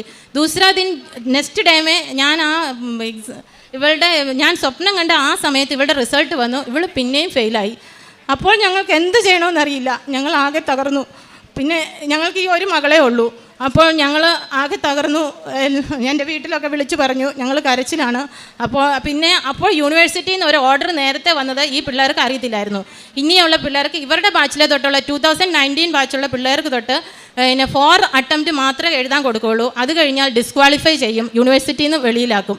ഇവർ പോണ്ടിച്ചേരി യൂണിവേഴ്സിറ്റിയുടെ കീഴിലാണ് പഠിക്കുന്നത്. അപ്പോൾ ആ ഓർഡർ വന്നു കഴിഞ്ഞപ്പോൾ ഞങ്ങൾക്ക് ഭയങ്കര ടെൻഷൻ. എൻ്റെ ഈ സ്വപ്നം കണ്ടു, ഇവൾ ഫെയിലായി. ഇവൾ പറഞ്ഞു, മമ്മി നമുക്ക് കൃപാസനത്തിൽ പോകാം. എക്സാമിൻ്റെ റിസൾട്ട് വന്നു. സെക്കൻഡ് ഡേയിൽ ഞങ്ങൾ ഇവിടെ വന്ന് പ്രാർത്ഥിച്ചു. അപ്പോൾ ഒരാളെ ഉടമ്പടി എടുക്കാൻ പറ്റുള്ളായിരുന്നു. മോൾ ഉടമ്പടി എടുത്ത് പ്രാർത്ഥിച്ച് അച്ഛൻ്റെ പ്രാർത്ഥന കൈവച്ച് അച്ഛനും പ്രാർത്ഥിച്ചു. ഞങ്ങൾ പോയിരുന്ന സമയത്ത് ഞങ്ങൾക്ക് ആദ്യം തന്നെ മാതാവ് ഞങ്ങളുടെ കൂടെ വന്നു എന്നതിന് ഒരടയാളം തന്നു. ഞങ്ങൾ ഫ്ലൈറ്റിലിരിക്കുമ്പോൾ ഞങ്ങൾക്ക് അന്ന് തന്നെ എനിക്ക് അവിടെ ചെന്ന് ലാൻഡ് ചെയ്യണം, എനിക്ക് നൈറ്റ് ഡ്യൂട്ടി ചെയ്യണം. ഞാനൊരു സ്റ്റാഫ് നേഴ്സാണ്, എനിക്ക് നൈറ്റ് ഡ്യൂട്ടി ചെയ്യണം. അപ്പോൾ ഭയങ്കര ക്ലൈമറ്റ് വേഴ്സായി, ഫ്ലൈറ്റ് ലാൻഡ് ചെയ്യാൻ പറ്റുന്നില്ല. അങ്ങോട്ടും ഇങ്ങോട്ടും ഭയങ്കരമായി പ്രോബ്ലം, ഫ്ലൈറ്റ് ക്രാഷ് ആകുന്ന രീതിയിലുള്ള ക്ലൈമറ്റ് വന്നു. അപ്പോൾ ഞാൻ ഇവളോട് പറഞ്ഞു, പൈലറ്റ് അനൗൺസ് ചെയ്തു 7 മിനിറ്റ് ഞങ്ങൾ നോക്കും, അല്ലെങ്കിൽ ലാൻഡ് ചെയ്യാൻ പറ്റുന്നില്ലെങ്കിൽ ഫ്ലൈറ്റ് റിട്ടേൺ ചെന്നൈക്ക് പോകും. ഞാൻ ഇവളോട് പറഞ്ഞു, മോനെ നീയല്ലേ ഉടമ്പടി എടുത്തത്, നീ മാതാവിൻ്റെ പ്രത്യക്ഷീകരണ പ്രാർത്ഥന ചൊല്ല്, ഞാൻ വിശ്വാസ പ്രമാണം ചൊല്ലി പ്രാർത്ഥിക്കാം. എന്നിട്ട് ഇവൾ അങ്ങനെ ഞങ്ങൾ കണ്ണടച്ച് 2 പേരും പ്രാർത്ഥിച്ചു. 3 മിനിറ്റായി ഫ്ലൈറ്റ് ലാൻഡ് ചെയ്തു. ഞങ്ങൾ കണ്ണ് തുറക്കുമ്പോൾ എല്ലാം നല്ല വെയിൽ, നല്ല പ്രശാന്തമായ ക്ലൈമറ്റ്. എന്നിട്ട് ഞങ്ങളെ പപ്പ കൊണ്ടുവരാൻ വന്നു. ഞങ്ങൾ ചെന്ന് വണ്ടിയിൽ കയറിയിരുന്നു. അതുപോലെ തന്നെ എങ്ങനെയായിരുന്നോ പല ക്ലൈമറ്റ്, ഞങ്ങൾക്ക് റോഡ് പോലും കാണുന്നില്ല ഡ്രൈവ് ചെയ്ത് പോകാനുള്ള, അതുപോലെ ഒരു ക്ലൈമറ്റായി. ആ 3 സെക്കൻഡിന് വേണ്ടി ഞങ്ങൾ ആ വണ്ടിയിൽ കയറി ഇരിക്കുന്നോടം വരെ അപ്പോൾ ഞങ്ങൾക്ക് മനസ്സിലായി മാതാവ് ഞങ്ങളുടെ കൂടെ വന്നിട്ടുണ്ട്. അത് ഞാൻ ഇവളോട് പറയും. പക്ഷേ ഇവൾ പിന്നെ പ്രാർത്ഥിക്കുന്ന സമയത്ത് ഞങ്ങൾ പത്രം കൊടുക്കാനായിട്ട് ഇറങ്ങുമ്പോൾ ഞങ്ങൾക്ക് ഭയങ്കര നാണക്കേട്. അതെന്ന് വെച്ചാൽ ഇവള് നേരത്തെ തൊട്ട് അങ്ങനെ ആരുടെയും മുമ്പിൽ തലകുനിക്കുന്ന ഒരു കൊച്ചല്ല, എല്ലാവരുടെയും മുമ്പിൽ ഏറ്റവും മുമ്പിലായി നിൽക്കണം ഇവൾക്ക്. അപ്പം ഞങ്ങൾക്കൊരു നാണക്കേട്, ഇവൾക്ക് ഇങ്ങനെ ഫെയിലായി, അങ്ങനെ ഞങ്ങൾ കൃപാസനത്തിൽ പോയി പത്രം ഇങ്ങനെയാണെന്നൊന്ന് പറയാൻ ഒരിത്. എന്നാലും ഞങ്ങൾ പത്രമൊക്കെ കൊടുത്തു. പക്ഷേ പ്രേക്ഷിത വേല, ഹെൽപ്പ് ചെയ്യണം, അങ്ങനെയുള്ള ബാക്കി ഒരു റൂൾസും ഫോളോ ചെയ്തില്ല വീട്ടിൽ. പക്ഷേ ഞങ്ങൾ എന്നും പ്രാർത്ഥിക്കുമായിരുന്നു. പ്രാർത്ഥിക്കുന്ന പറഞ്ഞാൽ എല്ലാ ദിവസവും പള്ളിയിൽ പോയി. ഈ കുഞ്ഞ് ഞാൻ ഈശോയോട് ചോദിക്കുന്ന ഒരേ ഒരു കാര്യമായിരുന്നു, ഈശോയെ എന്നും പള്ളിയിൽ പോകും, റോസറി ചെല്ലും, ഞങ്ങളെക്കാളും കൂടുതൽ പ്രാർത്ഥിക്കും, ഇവളുടെ ജീവിതത്തിൽ എന്തിനാണ് ഇങ്ങനെ ഒരു ഫെയിലിയർ കൊടുത്തത്, അങ്ങനെ ഞങ്ങൾ പ്രാർത്ഥിക്കുമായിരുന്നു. പക്ഷേ അത് കഴിഞ്ഞ് ഇവളെ എടുത്തിട്ടുണ്ടല്ലോ, ഇവൾ നന്നായി പ്രാർത്ഥിക്കുന്നുണ്ടല്ലോ, ഞങ്ങളപ്പം ഞങ്ങളുടെ ഡ്യൂട്ടി ആകുമ്പോൾ ഞങ്ങൾ ആ പ്രത്യക്ഷീകരണ പ്രാർത്ഥനയൊന്നും ഫോളോ ചെയ്യുന്നില്ലായിരുന്നു, ശരിക്കും പ്രാർത്ഥിക്കുന്നില്ലായിരുന്നു. എന്നിട്ട് ഇവള് 4th attempt last attempt exam എഴുതിയപ്പോൾ ഒരു പേപ്പർ ഭയങ്കര ടഫ്, ഒരു പേപ്പർ ഈസിയാന്ന് പറഞ്ഞു. അങ്ങനെ അത് കഴിഞ്ഞ് റിസൾട്ട് വന്നപ്പം ഇവൾക്ക് ഈസിയാന്ന് പറഞ്ഞ സബ്ജക്റ്റ് പിന്നെയും പോയി. അവൾ ഡിസ്ക്വാളിഫൈ ആയി. കോർട്ടിൽ നിന്ന് ഓർഡർ വന്നു. ഞങ്ങൾക്ക് ഓർഡർ കോപ്പി എല്ലാ പേരൻസിനും കിട്ടി. ഇനി ഇവർക്ക് കണ്ടിന്യൂ ചെയ്യാൻ പറ്റത്തില്ല. അപ്പോൾ ഞങ്ങൾ എന്ത് ചെയ്യും, ഇവളുടെ ഭാവി എന്ത് ചെയ്യും? ഇവളുടെ 3 വർഷം നഷ്ടമായി, ബാക്കായി പോയി. ഇനി എന്ത് ചെയ്യും? അങ്ങനെ എൻ്റെ സഹോദരങ്ങളുടെ ഹെൽപ്പിലൊക്കെ കൂടെ ഇവൾക്ക് ഞങ്ങൾ ബാംഗ്ലൂരിൽ BSc നഴ്സിങ്ങിന് അഡ്മിഷൻ ഇട്ടു. അപ്പോഴാണ് യൂണിവേഴ്സിറ്റി എന്ന് പറയുന്നത് ഇവർക്ക് ഞങ്ങൾ അഡ്മിഷൻ്റെ സമയത്ത് ഒരു ബോണ്ട് പേപ്പർ സൈൻ ചെയ്യും. 10 ലക്ഷം പിള്ളേർ അവരുടെ എന്തെങ്കിലും കാരണത്താൽ യൂണിവേഴ്സിറ്റിയിൽ നിന്ന് വെളിയിലാവുകയാണെങ്കിൽ ഞങ്ങൾ 10 ലക്ഷം രൂപ അവിടെ അടച്ചിട്ട് വേണം, ബോണ്ട് കെട്ടി വെച്ചിട്ട് വേണം ഇവർക്ക് സർട്ടിഫിക്കറ്റ് കൊടുക്കുകയുള്ളൂ. അങ്ങനെ ഒരു പ്രോബ്ലം വന്നു. എങ്കിലും ഞങ്ങൾ ഇവളെ രണ്ടും വിശ്വസിച്ച് അപ്പോൾ മാതാവിനോട് 2-3 ദിവസം ഞങ്ങൾ മാതാവിനോടോ ഈശോയോടോ പ്രാർത്ഥിക്കുവോ സംസാരിക്കുവോ നേരെ നോക്കുകയോ ചെയ്യുന്നില്ലായിരുന്നു. പിന്നെ ഞങ്ങൾ പ്രാർത്ഥിക്കാനും പിന്നെ വിശ്വാസം പിന്നെ എങ്ങനെയൊക്കെയോ വിശ്വാസം വന്ന് ഞങ്ങൾ പിന്നെയും പ്രാർത്ഥിക്കാൻ തുടങ്ങി. ഇവളുടെ ഉടമ്പടി അതെല്ലാം എടുത്ത് പ്രാർത്ഥിക്കാൻ തുടങ്ങി. അവൾക്ക് അഡ്മിഷൻ കിട്ടുമെന്ന് തോന്നി. അപ്പോൾ ഞങ്ങൾ പിന്നെയും വീണ്ടും പ്രാർത്ഥിക്കാൻ തുടങ്ങി. ഉടമ്പടിയുടെ എല്ലാ കാര്യങ്ങളും ഫോളോ ചെയ്യാൻ തുടങ്ങി.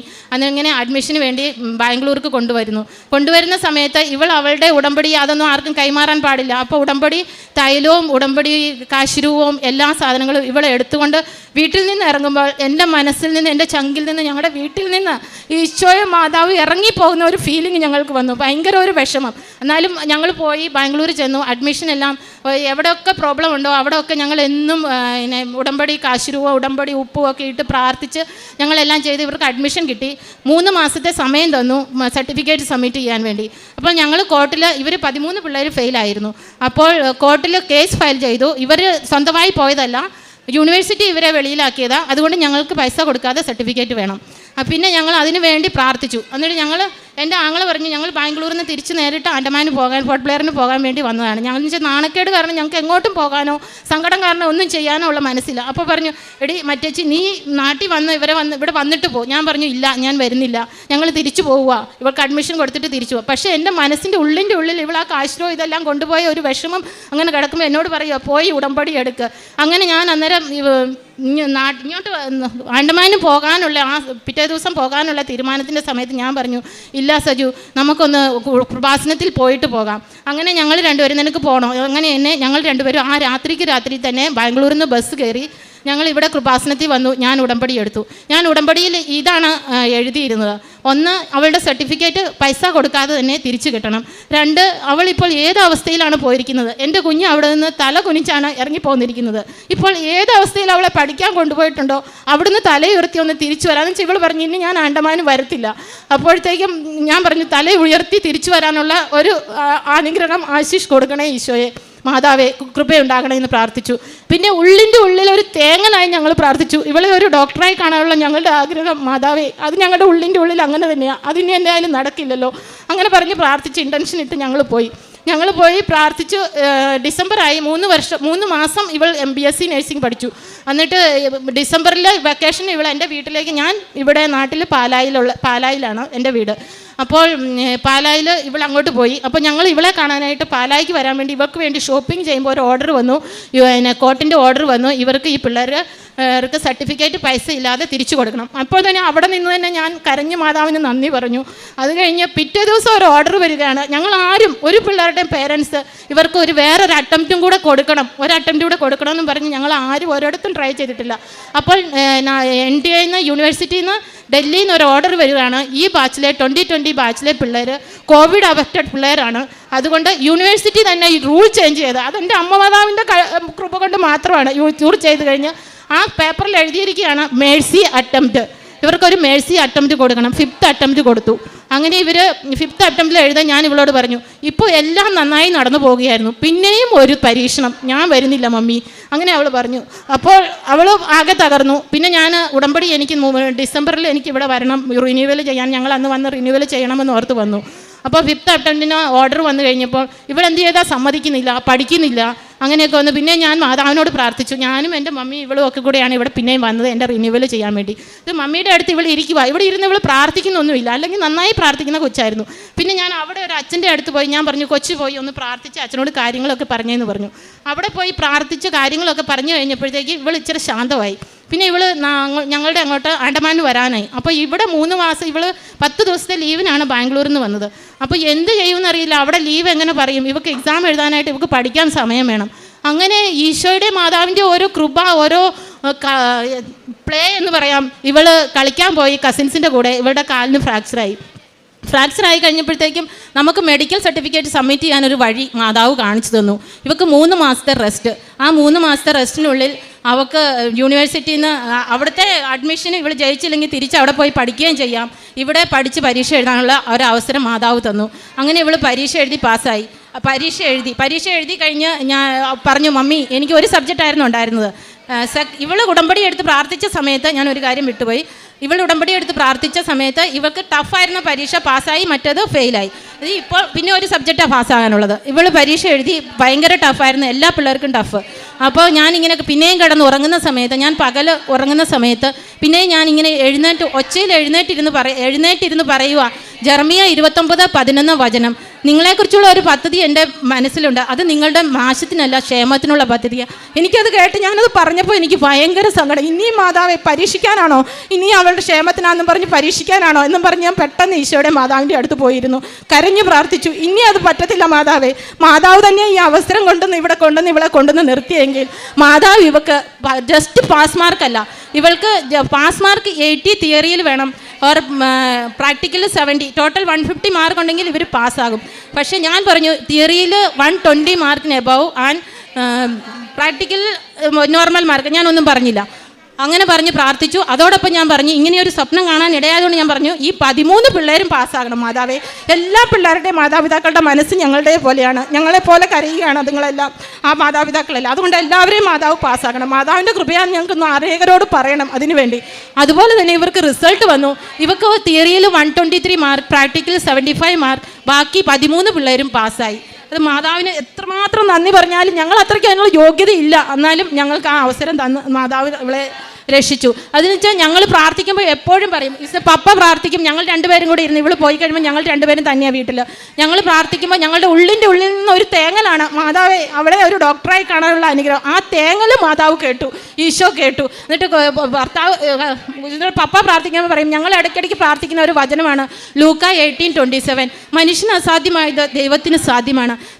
പപ്പ പ്രാർത്ഥന കർത്താ ജീസസ്, ഓ ജീസസ് आपको और आपको मनुष्य का असंभव आपको संभव है, लेकिन अभी कुछ भी नहीं कर सकता क्योंकि सब कुछ खत्म हो गया. वैसे ही ये प्रार्थना करता था, लेकिन ये सब कुछ संभव है करके माताव दिखा दिया हम लोग को सामने दिखा दिया, हम लोग കാണിച്ചു തന്നു. और फिर हम लोग ऐसी छोटा मोटा ചെറിയ ഒത്തിരി അനുഗ്രഹങ്ങൾ തന്നു. ഞങ്ങളുടെ വീട് ഒത്തിരി പഴയ വീടായിരുന്നു അവിടുത്തെ. അപ്പോൾ എൻ്റെ വീട്ടിൽ നിന്നൊക്കെ ആൾക്കാർ വരുമ്പോൾ താമസിക്കാനൊക്കെ ഭയങ്കര പ്രോബ്ലം ആയിരുന്നു. അപ്പോൾ ഞങ്ങൾ അത് റെനോവേറ്റ് ചെയ്യണം. പക്ഷേ ഞങ്ങളുടെ കയ്യിൽ 0 ബാലൻസ് ആണ് ആ സമയത്ത്.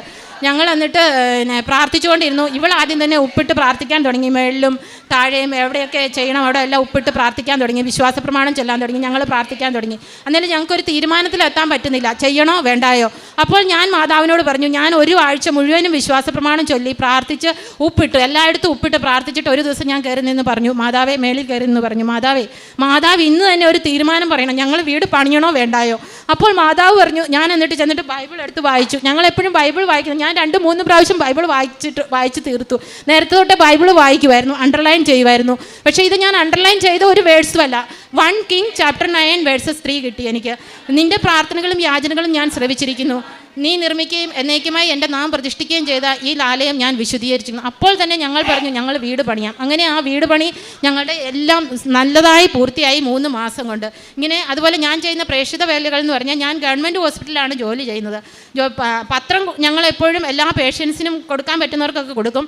അങ്ങനെ പറയുന്ന സമയത്ത് ഞാൻ വാടിപ്പോയി ഓരോ ബംഗാളി പേഷ്യൻസിന് അവരുടെ പിള്ളേരൊക്കെ അഡ്മിറ്റ് ആകുമ്പോൾ അവരോടൊക്കെ പറയുമ്പോൾ പപ്പ പറയും, ഇവളെന്തെങ്കിലും അടി മേടിച്ചുകൊണ്ട് വരും അവരുടെ കയ്യിൽ നിന്ന്. അങ്ങനെ പറയുമായിരുന്നു, ഇല്ല ഞാൻ അടി മേടിക്കത്തില്ലെന്ന് പറഞ്ഞ് ഞാൻ വരും. എന്നിട്ട് ഞങ്ങളങ്ങനെ പത്രമൊക്കെ കൊടുത്ത് പ്രാർത്ഥിച്ച്, പിന്നെ ഞാൻ വാർഡിൽ ഓരോ പിള്ളേർ ഒത്തിരി സിക്കാകുമ്പോൾ ഞാൻ അങ്ങനെ ഒത്തിരി സാക്ഷ്യങ്ങളുണ്ട്. സിക്കാകുമ്പോൾ അവർക്ക് തൈലം തൊട്ട് പ്രാർത്ഥിച്ച് ഉപ്പ് കൊടുത്തും അവരുടെ പേരൻസിനെ കൺവിൻസൻസ് ചെയ്ത് പ്രാർത്ഥിപ്പിച്ച് കൂടുതലും നോൺ ക്രിസ്ത്യൻസ് ആയിട്ടുള്ള ആൾക്കാർ അപ്പോൾ കൂടുതൽ വിശ്വാസത്തിലേക്ക് വരികയും ഒത്തിരി പിള്ളേർക്ക്, ഒരു കൊച്ച് വെന്റിലേറ്ററിൽ നിന്ന് തന്നെ അതിൻ്റെ അമ്മ ബംഗാളി നോൺ ക്രിസ്ത്യൻ വെന്റിലേറ്ററിൽ നിന്ന് തന്നെ അതിന് ക്യൂവറായി കൊച്ചുങ്ങൾ തിരിച്ചു വന്നു. അങ്ങനെ 3-4 പിള്ളേർ ഒത്തിരി ക്യൂവറായി. ഇപ്പോൾ ലാസ്റ്റ് ഞങ്ങൾ ഇവിടെ വരുന്നതിന് മുമ്പ് ഒരു കൊച്ച് 21 ദിവസമായിട്ട് വെന്റിലേറ്ററിലായിരുന്നു. അപ്പോൾ ആ കുഞ്ഞിന് വേണ്ടി ഞാൻ ഈ മാതാവിനെ പറ്റി പറഞ്ഞപ്പോൾ എൻ്റെ കൂടെയുള്ള നോൺ ക്രിസ്ത്യൻസിനായിട്ടുള്ള സ്റ്റാഫ് അവിടെ നിന്ന് ഇവിടെ വന്ന് ഉടമ്പടി എടുത്തിട്ട് പോയിട്ടുണ്ട്. അപ്പോൾ അവൾ ആദ്യം ചെന്ന് ഞാനും പ്രാർത്ഥിക്കുമായിരുന്നു. പക്ഷേ അവർ അമ്മ ക്രിസ്ത്യൻ, പപ്പ നോൺ ക്രിസ്ത്യൻ, അതുകൊണ്ട് തന്നെ ഞാൻ പ്രത്യേകം പ്രാർത്ഥിക്കാമെന്ന് പറഞ്ഞു. അപ്പോൾ അവൾ വന്ന് ആദ്യം കൊച്ചിന് ഉടമ്പടി തൈലം തൊട്ട് പ്രാർത്ഥിച്ചു. അപ്പോൾ അവളുടെ വിശ്വാസം വർദ്ധിപ്പിക്കണമെന്ന് പറഞ്ഞ് ഞാനും അവിടെ നിന്ന് റോസറി ചൊല്ലി പ്രാർത്ഥിക്കാൻ തുടങ്ങി. കൊച്ച് വെന്റിലേറ്ററിൽ നിന്ന് വെളിയിൽ വരുന്നില്ല. ഒരു ദിവസം ഞാൻ ഡ്യൂട്ടി കഴിഞ്ഞ് വരുമ്പോൾ കൊച്ചെന്നെ നോക്കുന്ന പോലെ എനിക്ക് തോന്നി. അപ്പോൾ ഞാൻ പറഞ്ഞു, മാതാവേ ഇന്ന് 2-1 ചെയ്യണം, ഒന്നെങ്കിൽ കൊച്ചിനെ എസ്റ്റിബേറ്റ് ചെയ്യണം, അല്ലെങ്കിൽ മാതാവ് കൊണ്ടുപോകണം. എത്ര ദിവസമാണ് ഇങ്ങനെ ഞങ്ങൾ ചെയ്യുന്നത്. അന്ന് തന്നെ ആ കൊച്ചും രാവിലെ തന്നെ ആ കൊച്ച് വെന്റിലേറ്ററിൽ നിന്ന് എസ്റ്റിബേറ്റ് ആയി. പക്ഷേ ഡോക്ടേഴ്സൊന്നും അത് വിശ്വസിക്കത്തില്ല. ഞങ്ങൾ ഉടമ്പടി എടുത്ത ബാക്കി അവർക്കൊക്കെ അത് വിശ്വാസമാണ്. അതുപോലെ കൊച്ച് ഓക്സിജനിൽ നിന്ന് ഔട്ട് ആകുന്നില്ല. എത്ര ദിവസമായിട്ട് 46 days കൊച്ച് ഓക്സിജനിൽ നിന്ന് വെളിയിൽ വരുന്നില്ല. അപ്പോൾ ഞാൻ പറഞ്ഞു, എനിക്ക് നാട്ടിൽ പോകണം, എനിക്ക് സാക്ഷ്യം പറയണം, ഈ കുഞ്ഞിനെ ഓക്സിജനിൽ നിന്ന് ഔട്ടാക്കണം. ഞാൻ തന്നെ ഒരു ദിവസം നൈറ്റ് ഡ്യൂട്ടി കഴിഞ്ഞ് വന്ന സമയത്ത് അതിൻ്റെ ഓക്സിജൻ മാറ്റി ഞാൻ എല്ലാവരോടും പറഞ്ഞു, നിങ്ങൾ വാച്ച് ചെയ്യണം. ഓക്സിജൻ മാറ്റി ആ കുഞ്ഞ് അന്ന് തൊട്ട് ഓക്സിജൻ ഇല്ലാതെ തന്നെ ശ്വസിക്കാൻ തുടങ്ങി. അതുപോലെ ഞങ്ങൾക്ക് ലാംഗ്വേജിൻ്റെ ഒത്തിരി പ്രോബ്ലം ഉണ്ട്. എനിക്ക് ഹിന്ദിയിൽ അധികം പറയാൻ പറ്റിയല്ല. അപ്പോൾ ഞങ്ങൾ ഓഡിയോ റെക്കോർഡ് ചെയ്തിട്ട് ഓരോ പേഷ്യൻസ് വെന്റിലേറ്ററിലായിട്ട് അൺകോൺഷ്യസ് ആയി കിടക്കുന്ന പേഷ്യൻ്റെയും വെന്റിലേറ്ററിൽ ചെവിയിൽ കൊണ്ടുപോയി അവരുടെ അറ്റൻഡറെ കൊണ്ട് പറയിപ്പിച്ച് ഞങ്ങൾ കൊടുത്ത് അങ്ങനെ ക്യൂവറായിട്ടുള്ള സാക്ഷ്യങ്ങളുണ്ട്. ഇത്രയേറെ അനുഗ്രഹങ്ങൾ ഒത്തിരിയേറെ ഉണ്ട് പറയാനായിട്ട്. ഇത്രയേറെ അനുഗ്രഹങ്ങൾ തന്ന എൻ്റെ അമ്മ മാതാവിനും ഈശോയ്ക്കും ഞങ്ങൾ 3 പേരും ഒത്തിരിയേറെ നന്ദി പറയുന്നു. ഞാനൊരു ചെറിയ സാക്ഷ്യം പറയാം. ഞാനിപ്പോൾ 3rd ഇയർ MBBS പഠിക്കുവാണ്. ആദ്യം എനിക്ക് വിശ്വാസമില്ലായിരുന്നു. ഞാൻ ട്രോൾ വഴിയാണ് അച്ഛനെ കേട്ടത്. അത് കഴിഞ്ഞിട്ട് പിന്നെ ഞാൻ അച്ഛനിൽ വിശ്വാസം വന്നത് എനിക്ക് 5th അറ്റംപ്റ്റിൽ ഞാൻ പാസ്സായി കഴിഞ്ഞിട്ട് ഞാൻ MBBS വീണ്ടും ജോയിൻ ചെയ്തപ്പോഴാണ് എനിക്ക് കൃപാസന മാതാവിൽ വിശ്വാസം വന്നത്. ഇപ്പോൾ ഞാൻ പേഷ്യൻസിനെ കാണുമ്പോൾ കൃപാസന മാതാവിനെ പറ്റി പറയുകയും അവരോട് ഏത് ലാംഗ്വേജ് ആണോ അതിൻ്റെ പത്രം കൊടുക്കുകയും, എൻ്റെ കയ്യിൽ PDF ഉണ്ട്, ഹിന്ദി, മലയാളം, ഇംഗ്ലീഷ് ഏത് ലാംഗ്വേജ് ആണോ അവരോട് ഞാൻ അത് കൊടുക്കുകയും, അത് മാത്രമല്ലാതെ എനിക്ക് റിക്കറൻറ്റ് സ്റ്റൈ വരുമായിരുന്നു. അപ്പോൾ എല്ലാവരും എന്നോട് പറയും, ഞാൻ ഡോക്ടറിൽ പഠിക്കുമല്ലോ, അപ്പോൾ എല്ലാവരും പറയും ഓപ്പറേഷൻ ചെയ്താൽ മതി. അപ്പോൾ ഞാൻ പറഞ്ഞു, ഇല്ല മാതാവേ, ഞാൻ തൈലം തൂത്തേ ചെയ്യത്തുള്ളൂ. അപ്പോൾ ഞാൻ തൈലം തൂത്തു. അത് ഒരാഴ്ച കഴിഞ്ഞിട്ടാണ് ശരിയായത്. അപ്പോൾ ഞാൻ പറഞ്ഞു, ഇല്ല മാതാവേ, ഇനി എനിക്ക് വന്ന ഒരു ദിവസത്തിനുള്ളിൽ എൻ്റെ ശരിയാക്കി തരണം സ്റ്റൈ വരുന്നത്, അപ്പോഴേ എനിക്ക് വിശ്വാസം വളരത്തുള്ളൂ. അങ്ങനെ തന്നെ സംഭവിച്ചു. അതുപോലെ എൻ്റെ കാലിൽ സ്പ്രെയിൻ വരുമായിരുന്നു. ഒരു പ്രാവശ്യം ഞാൻ പെട്ടെന്ന് ബെഡിൽ നിന്ന് ഇറങ്ങിയപ്പോൾ സ്പ്രെയിൻ വന്നു. അപ്പോൾ ഞാൻ തൈലം തൊട്ട് പ്രാർത്ഥിച്ചു, അത് ആ സ്പ്രെയിൻ 2 ദിവസത്തിനുള്ളിൽ പോയി. ഇങ്ങനെ കുറേ സാക്ഷ്യങ്ങളുണ്ട്. മമ്മി എന്നോട് പേഷ്യൻസിൽ അവർക്ക് ഏത് ലാംഗ്വേജിലാണ് മനസ്സിലാകുന്ന ആ ലാംഗ്വേജിൽ ഞാൻ ഓഡിയോ റെക്കോർഡ് ചെയ്ത് കൃപാസനം പ്രെയർ, രാവിലത്തെ പ്രതീക്ഷിക്കുന്ന പ്രെയർ ആയാലും വൈകുന്നേരത്തെ പ്രെയർ ആയാലും ആ ലാംഗ്വേജിൽ ഇംഗ്ലീഷ് ഹിന്ദിയിൽ പ്രാർത്ഥിച്ചിട്ട് ഞാൻ ഓഡിയോ അവർക്ക് ചെയ്തത്. ഇങ്ങനെ ചെറിയ ചെറിയ കാര്യങ്ങൾ, കാരുണ്യ പ്രവൃത്തിയും പ്രേക്ഷിത പ്രവൃത്തിയും എല്ലാം ഞങ്ങൾ കുടുംബത്തോടെ ഞങ്ങൾ ചെയ്യുന്നു. അമ്മ മാതാവിനും കൃപാസന ഈശോയ്ക്കും 1000 നന്ദി പറയുന്നു. 1 പത്രോസ് 5:6. ദൈവത്തിൻ്റെ ശക്തമായ കരത്തിൻ കീഴിൽ നിങ്ങൾ താഴ്മയോടെ നിൽക്കുവിൻ. അവിടുന്ന് തക്ക സമയത്ത് നിങ്ങളെ ഉയർത്തിക്കൊള്ളും. നിങ്ങളുടെ ഉത്കണ്ഠകളെല്ലാം അവിടുത്തെ ഏൽപ്പിക്കുവിൻ. അവിടുന്ന് നിങ്ങളുടെ കാര്യത്തിൽ ശ്രദ്ധാലുവായിരിക്കും. നമ്മളിപ്പോൾ ഇവിടെ കേട്ടത് ബിജി അഗസ്റ്റിൻ്റെ സാക്ഷ്യമാണ്. തൻ്റെ മകൾക്ക് വേണ്ടി ഉള്ള അനുഭവ സാക്ഷ്യം. ഈ മകള് ഇഷ 4 പ്രാവശ്യം തൻ്റെ MBBS പരീക്ഷയിൽ ഫെയിലായി. 5ാമത്തെ പ്രാവശ്യം ഉടമ്പടി എടുത്ത് പ്രാർത്ഥിച്ചപ്പോഴാണ് ആ മകൾ പാസ്സായത്. അതുകൊണ്ട് ഇവർ അതിനുശേഷം തോറ്റു കഴിഞ്ഞപ്പോൾ കൊണ്ടുപോയി കുട്ടിയെ നേഴ്സിങ്ങിന് കൊണ്ടുപോയി ചേർക്കുകയൊക്കെ ചെയ്തതാണ്. പക്ഷേ എങ്കിലും ഇവരുടെ ഉള്ളിലെ ആഗ്രഹം ദൈവത്തിന് മനസ്സിലായി. ദൈവത്തോട് അവർ പറഞ്ഞു, അമ്മയോട് പറഞ്ഞു, ഞങ്ങളുടെ മകൾ ഒരു ഡോക്ടറായി തീരണമെന്ന്. അമ്മ മാതാവ് അത് മറന്നുപോയില്ല. ആ അവരുടെ ആവശ്യങ്ങൾ അമ്മ ഏറ്റെടുത്തു. അത് നടത്തി കൊടുക്കുന്നതായിട്ടുള്ളതെല്ലാം നമ്മളിപ്പോൾ ഇവിടെ അനുഭവത്തിലൂടെ സാക്ഷ്യത്തിലൂടെ നമ്മൾ കേട്ടു. അപ്പോൾ not by merit, by God's grace. എല്ലാം തീർന്നെന്ന് അവസാനിക്കുന്ന സമയത്താണ് നമുക്ക് ദൈവത്തിൻ്റെ കൃപ നമ്മിലേക്ക് ഒഴി വരുന്നത്. എല്ലാം കൈവിട്ടു പോയി എന്നൊരവസ്ഥ വരുമ്പോൾ ദൈവം നമ്മളെ, അല്ലെങ്കിൽ മാതാവ് നമ്മളെ കൈപിടിച്ച് ഉയർത്തുന്ന ഒരു രംഗമാണ് ഇവിടെ കണ്ടത്. അതുപോലെ തന്നെ ഇവർക്ക് വീട് ഒരു നല്ല വീടിന് വേണ്ടി അവർ പ്രാർത്ഥിച്ചു. അതും അവർക്ക് ദൈവം കൊടുത്ത് അനുഗ്രഹിച്ചു. അതുപോലെ തന്നെ ഈ മകള് മറ്റുള്ളവർക്ക് വേണ്ടി പ്രാർത്ഥിച്ചപ്പോഴെല്ലാം അവർക്കും രോഗസൗഖ്യം കിട്ടുകയൊക്കെ ചെയ്യുന്ന പറഞ്ഞു. അപ്പോൾ ഇത്ര ഒത്തിരി അനുഗ്രഹങ്ങൾ. അപ്പം അമ്മയുടെ കൂടെ ഉടമ്പടിയെടുത്ത് പ്രാർത്ഥിക്കുമ്പോൾ ദൈവം നമ്മുടെ അടുത്തേക്ക് വന്ന് കൂടെ വസിക്കുകയും നമ്മൾ ചോദിക്കുന്ന കാര്യങ്ങൾ ദൈവം നമുക്ക് നിറവേറ്റും തരികയും ചെയ്യുന്നു. അപ്പം എല്ലാം ഇത്രയും അനുഗ്രഹങ്ങൾ ഈ കുടുംബത്തിന് നൽകിയതിന് ഈശോയ്ക്കും മാതാവിനും ഒത്തിരി നന്ദി പറഞ്ഞുകൊണ്ട് നമുക്ക് കരങ്ങളടിച്ച്